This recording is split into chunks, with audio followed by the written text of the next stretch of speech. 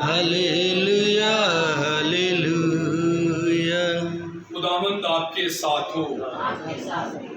ہمارے خداوند یسوع مسیح کی انجیل بمطابق مقدس متی کے مطابق لکھی گئی ہمارے خداوند یسوع مسیح کی انجیل، اس کا 8واں باب، اس کی 23ویں سے 27ویں آیت مقدسہ۔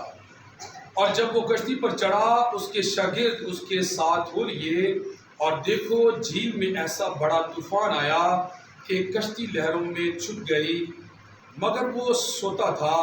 تب انہوں نے اس کے پاس آ کر اسے جگایا اور کہا کہ اے خداوند بچا، ہم ہلاک ہوتے ہیں۔ اور اس نے ان سے کہا کہ اے کم اعتقادو، تم کیوں ڈرتے ہو؟ تب اس نے اٹھ کر ہواؤں اور جھیل کو ڈانٹا تو بڑا امن ہو گیا، اور لوگ تعجب کر کے کہنے لگے کہ یہ کس طرح کا آدمی ہے کہ ہوائیں اور جھیل بھی اس کی مانتے ہیں۔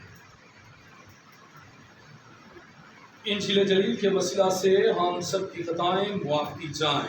سبھی بیٹھ جائیں۔ مسیح خدا میں میرے عزیز بھائی بہنوں، آج ہم اس عبادت میں خاص کر اپنے ہم خدمت بھائی شکور اور ان کی اہلیہ شہداء کے لیے دعا کرتے ہیں کہ خدا ان پر اپنے کرم کی نگاہ فرمائے۔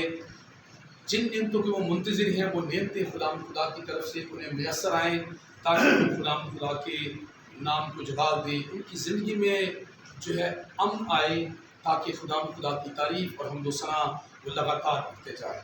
مسیح خدا میں میرے عزیز بھائی بہنوں، آج ہم تمام مسیح ایمانداروں کے ساتھ مل کر پرتگال کی مقدسہ اس بات کا یوم یادگار مناتے ہیں۔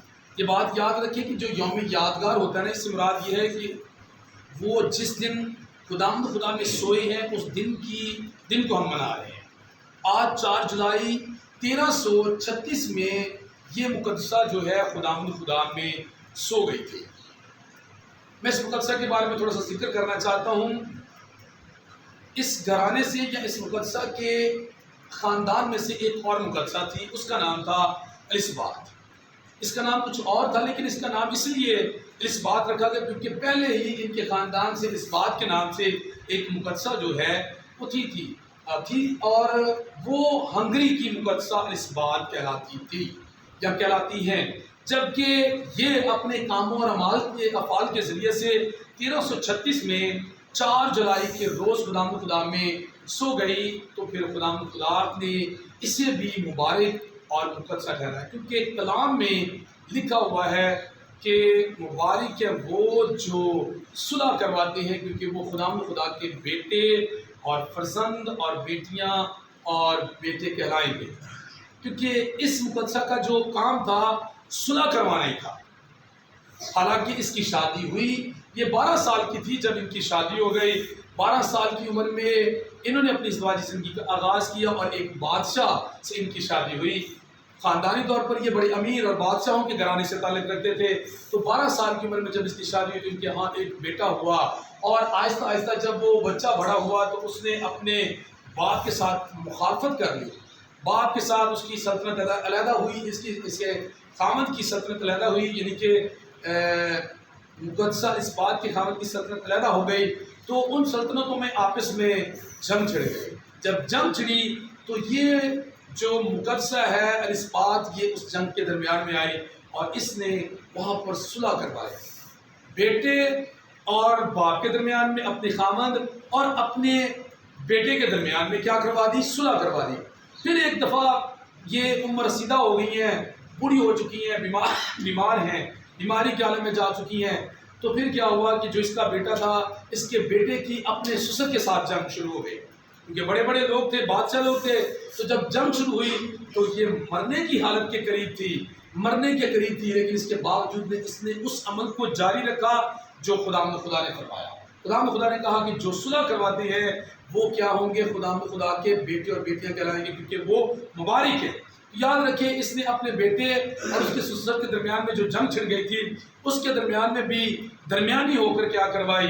صلح کروائی۔ حالانکہ یہ شادی شدہ تھی، اولاد والی تھی، لیکن اس کے باوجود خدا نے اسے کیا کیا؟ مقدسہ قرار دیا۔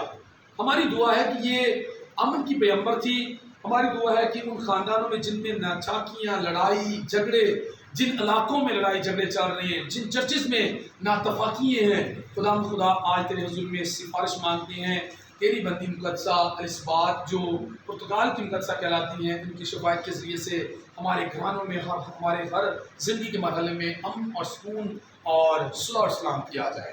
مسیح خدا میں میرے عزیز بھائی بہنوں، جبکہ آج کی پہلی تلاوت جو تکوین کی کتاب سے لی گئی ہے، تکوین کی کتاب میں ہم نے وہ واقعہ سنا ہے جس میں لوط کے بارے میں ہم نے جانا، اس کے بیوی بچوں کے بارے میں جانا، اور سدوم اور عمورہ کے بارے میں جانا۔ آپ مجھے بتائیں کہ سدوم اور عمورہ پر آپ نے سنا کہ کیوں یہ غندق خدا کی طرف سے پھینکی گئی؟ برائی کی وجہ سے، کیونکہ اس علاقے میں سدوم اور عمورہ میں اتنی بدی پھیل گئی تھی، بدی کی جو حد ہوتی نا وہ بھی کراس ہو گئی تھی۔ مثال کے طور پر بدی کی حد کراس یہ ہو گئی تھی، اگر بائبل پڑھے نا تو بائبل کی یہ صفت ہے، اچھائی ہو، برائی ہو، نیکی ہو اور بدی ہو، وہ سامنے لے آتی ہے کہ بدی یا برائی ہے کیا چیز۔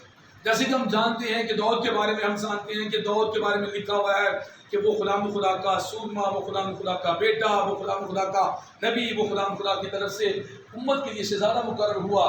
تو یاد رکھیں کہ اس کی ایک بدی آئی تو وہ بدی بھی خدا کے کلام نے کیا کر دی، بیان کر دی کہ اوریا ہدی کی بیوی کو اس نے کیا کیا، ہتھیا لیا تھا، یہ بدی۔ اسی طرح سدوم اور عمورہ میں جو بدی پھیل گئی تھی وہ بدی یہ تھی کہ ایک مباشرت ہوتی ہے میاں اور بیوی کی۔ ابھی وہاں اس علاقے میں جو مباشرت یا ملاپ جو تھا وہ مرد سے شروع ہو چکا تھا، اتنی بڑی پھیل گئی، اور خدا نے جب اوپر سے دیکھا تو خدا ناراض ہوا اس بات کے لیے کہ بدی اتنی عروج پر چلی گئی ہے۔ خدا نے اپنے 2 فرشتے بھیجے، اور لوط وہاں پر ایک ایسا شخص تھا جو خدا کی طرف سے نبی اور خدا کی راہ پر چلنے والا تھا۔ تو خدا کے فرشتے اس کے گھر میں اترے۔ جب انہیں پتا چلا کہ نہایت خوبصورت جو لوگ ہیں وہ ان کے گھر میں اترے ہیں، تو اس علاقے کے لوگوں نے دروازے پر دستک دینا شروع کر دی۔ انہوں نے کہا کہ دروازہ کھول دو، نہیں تو ہم کیا کریں گے، دروازہ توڑ دیں گے، ہمیں ان لوگوں سے ملاؤ، ہم ان کے ساتھ بدفعلی کرنا چاہتے ہیں جو تمہارے گھر میں مہمان کی صورت میں آئے ہوئے ہیں۔ تو لوط نے اپنا بڑاپن عظمت دکھائی، اس نے کہا کہ ایسا نہ کرو، وہ میرے گھر میں مہمان اترے ہیں، آپ یہ میری بیٹیوں کو لے جاؤ، ان کے ساتھ جو کچھ کرنا چاہتے ہو کرو، لیکن میرے مہمانوں کے ساتھ ایسا نہ کرو۔ جب وہ باز نہ آئے تو یاد رکھیں انہوں نے دروازہ توڑنے کی کوشش کی، تو خدا کی ان فرشتوں کی جو چمک ان پر پڑی، اگر بائبل کو پڑھے تو وہاں پر لکھا ہوا ہے ان کی چمک ان کی آنکھوں پر پڑی، ان کی آنکھیں جو ہیں چندرا گئی، اور یہاں تک کہ پھر خدا کے ان فرشتوں نے لوط سے کہا کہ تو اور تیرے بیوی بچے اس علاقے سے باہر چلے جائے جلد از جلد، ہم اس علاقے کو کیا کرنے والے ہیں، بسم کر دینے والے ہیں۔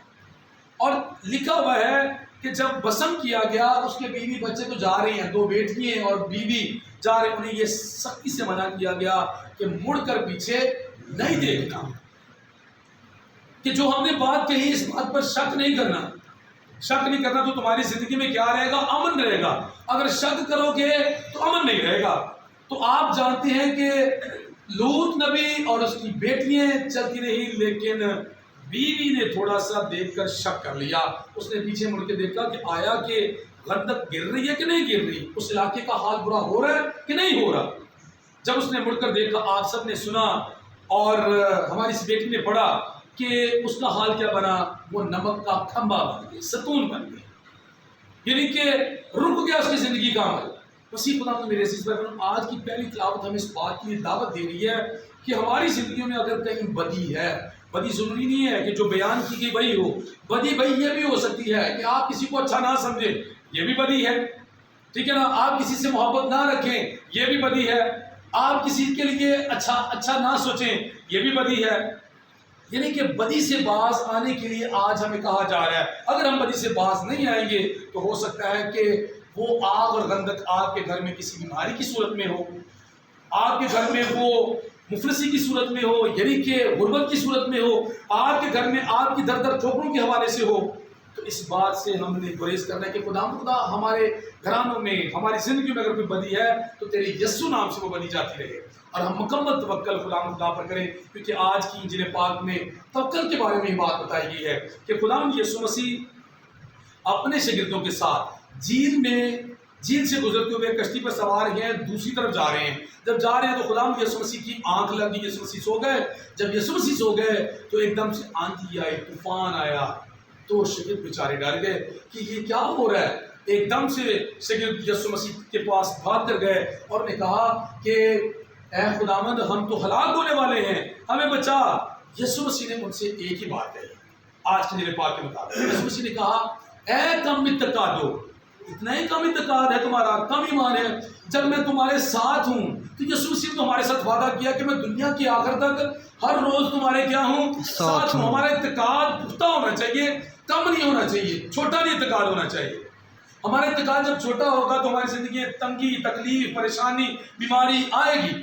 جس طرح اس کشتی میں آئی، لیکن یسوع مسیح نے ایک دم سے اٹھ کر ہوا اور پانی کو کیا کیا، ڈانٹا. ہوا اور پانی تھم گئے، رک گئے. جب رک گئے تو شاگردوں نے اور لوگوں نے دیکھ کر، جو بائبل بیان کر رہی ہے، کہا کہ یہ کس طرح کا آدمی ہے. ہوا اور پانی بھی اس کی کیا کرتے ہیں، مانتے ہیں. آج کا کلام ہمیں اس بات کے لیے دعوت دیتا ہے کہ ہم اپنی زندگیوں پر غور کریں کہ میں کس طرح کا آدمی ہوں، میں کس طرح کا بیٹا بیٹی ہوں، میں کس طرح خاندان کا سربراہ ہوں. کہ میرے اندر خدا کا خوف نہیں ہے، میرے اندر خدا کے جو حکم ہیں، میرے اندر ماننے کی وہ باتیں، خدا کی طرف جو احکامات ہیں میں انہیں مانتے نہیں. ہوا اور پانی حکم مان رہے ہیں لیکن میں نہیں مانتا.